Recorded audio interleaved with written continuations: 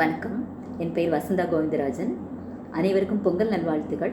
எனது சிறுகதை நாடக மேடையை உங்கள் கூட பகிர்ந்துக்கிறேன். நாடக மேடை. சங்கரன் சார், இன்றைக்கி பெரிய மனுஷங்க யாரோ நம்ம இல்லத்துக்கு வரப்போகிறாங்க போல இருக்குது. காலையிலேருந்து சுத்தம் பண்ணுற வேலை நடந்துகிட்டு இருக்கு. நம்ம எல்லாரையும் குளிச்சுட்டு சுத்தமாக இருக்க சொல்லியிருக்காங்களே, நீங்கள் என்ன சும்மா அப்படியே உட்காந்துருக்கீங்க என்றார் கோவிந்தன். அவரை ஏற இறங்க ஒரு முறை பார்த்த சங்கரன், எனக்கு இந்த நாடகம் சுத்தமாக பிடிக்கலை. அவங்க பிறந்த நாளோ திருமண நாளோ கொண்டாடுறதுக்கு இங்கே வரதும், ஆனால் இவங்க அன்னைக்கு மட்டும் நம்ம நல்லா கவனிச்சுக்கிற மாதிரி ஷோ பண்ணுறதும், அவங்க நமக்கு பிச்சை போடுற மாதிரி ஏதாவது கொடுத்து ஃபோட்டோ எடுக்கிறதும் என் மனசுக்கு ஒப்பவே இல்லை. நம்ம நிறைய பேர் நம்ம பிள்ளைங்க அவமானப்படுத்துறது தாங்காமல் தான் இங்கே வந்து உட்காந்துருக்கோம். இங்கேயும் போகிறவங்க வரவங்க எல்லாம் நம்ம அவமானப்படுத்துகிறாங்க. வாழ்க்கையே கசப்பாக இருக்குது கோவிந்தன் சார் என்றார். உலகமே ஒரு நாடக மேடைன்னு கேள்விப்பட்டிருப்பீங்க தானே. இப்போ நமக்கு கொடுத்துருக்கும் பாத்திரம் அனாதை கிழவன். இவங்க நல்லா கவனிச்சுக்கிற மாதிரி நம்ம நடித்தா இவங்களுக்கு ஒரு நல்ல தொகை டொனேஷன் வரும். எப்படியும் அதில் கொஞ்சமாவது நமக்கு செலவழிக்க மாட்டாங்களா? இந்த நப்பாசை தான். என்ன செய்ய, நேரம் ஆகுது, சீக்கிரம் ரெடி ஆகுங்க என்று சொல்லிவிட்டு போனார். வேறு வழி இல்லாமல் சங்கரனும் தன்னிடம் இருப்பதில் பளிச்சென்றிருக்கும் வேஷ்டி சட்டையுடன் தயாரானார். ஒரு பெரிய காரும் வேனும் வந்து நின்றது. ஆசிரம நிர்வாகிகள் பற்பசை விளம்பரம் போல் காதலவு சிரித்து வரவேற்றார்கள். காரிலிருந்து இறங்குபவர்களை சன்னல் வழியை பார்த்த சங்கரன் அதிர்ந்து போனார். மெதுவாக தோட்டத்து பக்கம் நழுவினார். முதலில் வந்தவர்கள் அறிமுக படலம் புகழாரத்துடன் நிறைவேறியது. பின்னர் அவர்கள் பிரபல உணவகத்திலிருந்து கொண்டு வந்திருந்த சாப்பாட்டு பையை கொடுக்க ஆரம்பித்தார்கள். முதலில் 2 பேருக்கு மட்டும் 5 வயது சிறுவன் தன் கையால் கொடுத்தான்.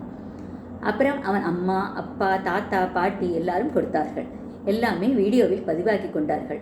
அவர்கள் சாப்பிட உட்காரும் முன் கடகடவன எல்லார் கையிலும் தீநகரில் உள்ள பிரபல துணிக்கடை பை ஒன்றை வரிசையாக நிற்க வைத்து கொடுத்து புகைப்படம் எடுத்து கொண்டார்கள்.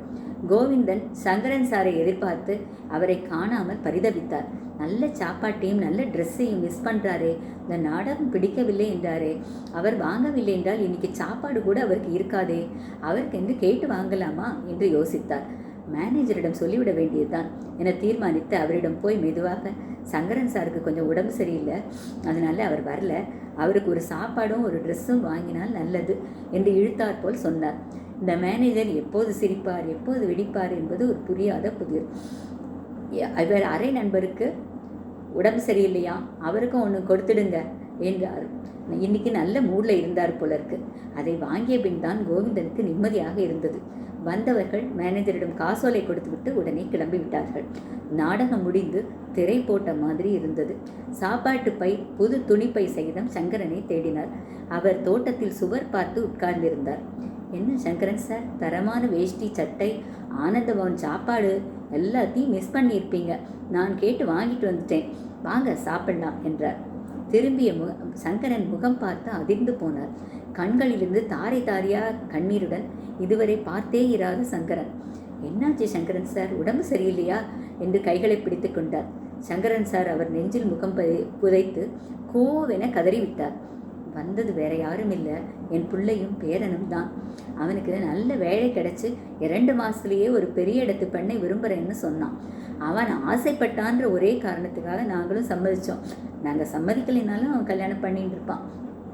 தேனியில் அவன் முடிஞ்ச கையோட அவன் வீட்டோட மாப்பிள்ளையா அவங்க கூட போயிட்டான். தனியார் நிறுவனத்தில் எடுபடி வேலை செய்த என்னை அப்பான்னு சொல்லிக்க வெட்கப்பட்டான். எங்களையும் அந்த வீட்டு அவுட் ஹவுஸில் வந்து இருக்க சொன்னான். எங்கள் மனசு ஒப்பவில்லை, அதனால் மறுத்து விட்டோம்.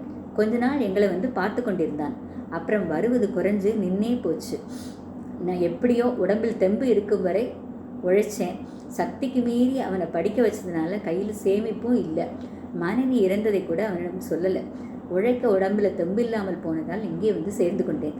தெரியாதவங்க எத்தனையோ பேர் கொடுத்த போது வாங்கியிருக்கேன். இப்போ என் மகனே அவன் புகுந்த வீட்டாருடன் வந்து கொடுக்கும்போது நான் பரிதவித்து போய்விட்டேன். நான் இங்கே இருக்கிறது தெரிஞ்சால் அவன் அவமானப்படுவான். அப்புறம் இங்கே என்ன இருக்க விடுவாங்களோ என்னவோ.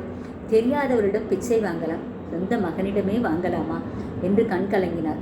உடனே சமாளித்து கொண்டு, ஆமாம், என் பேரன் எப்படி இருக்கான் என்று ஆர்வமாய் கேட்டார். கோவிந்தனுக்கு இப்படியும் மனிதர்களா? பெற்றவர்கள் எங்கே இருக்காங்க எப்படி இருக்காங்கன்னு அக்கறை இல்லை. ஆனால் தங்கள் சுய விளம்பரத்துக்காக முதியோர் இல்லத்துக்கு வந்து ஆதாயம் தேடுறாங்க. எனக்காவது வாரிசு இல்லை, குடும்பம் இல்லை, இவருக்கு இப்படி ஒரு குடும்பம். இதை விட என் நிலையே பரவாயில்லை. அந்த பைகளை அப்படியே குப்பையில் வீச வேண்டும் போல் ஆத்திரம் எழுந்தது. வாட்ச்மேனுக்காவது கொடுக்கலாமே என்று பத்திரப்படுத்தி கொண்டார். இன்று நானும் உங்கள் கூட உபவாசம் இருக்கேன் என்று நண்பரின் முதுகை ஆதரவாய் தடவினார். நன்றி